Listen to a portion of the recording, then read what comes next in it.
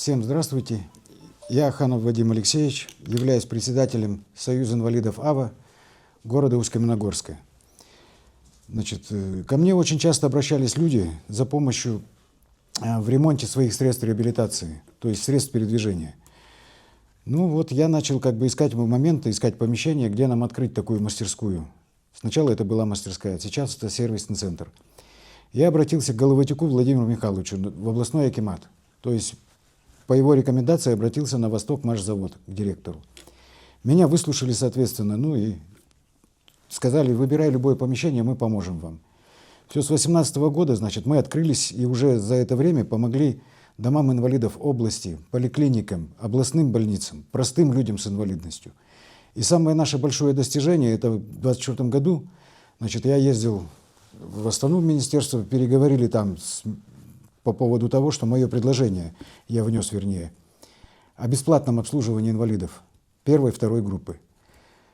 Соответственно, вернулся сюда, здесь встретились в акимате с акимом, с областным акимом Каширбаевым.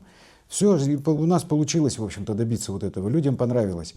Сейчас мы занимаемся также ремонтом колясок. Люди к нам обращаются, получают услуги наши бесплатно и за счет бюджета. И как-то вот так тут. Значит, какие у нас планы? Планы у нас, значит, открыть выставочный салон по нового оборудования. Какое сейчас современное оборудование для инвалидов, чтобы передвигаться. Вот. И также в планах у нас открыть производственный участок по сборке средств реабилитации. То есть у нас прошли переговоры с Китаем по поводу возможности поставки нам запчастей и заодно сразу, значит, готовой продукции в разобранном виде. Для чего в разобранном? Чтобы я мог на работу пригласить людей с инвалидностью, и которые будут заниматься сборкой этого оборудования.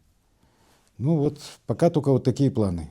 А так у нас работа идет, люди идут, знают все о нас. Есть благодарственные письма.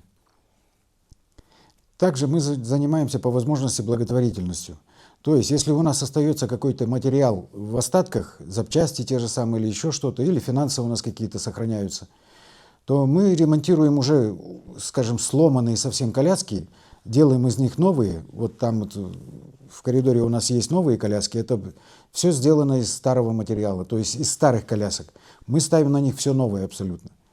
Они от нас уходят как новое изделие. И мы их передаем уже людям нуждающимся, у которых нет возможности купить новую коляску. Мы передаем бесплатно.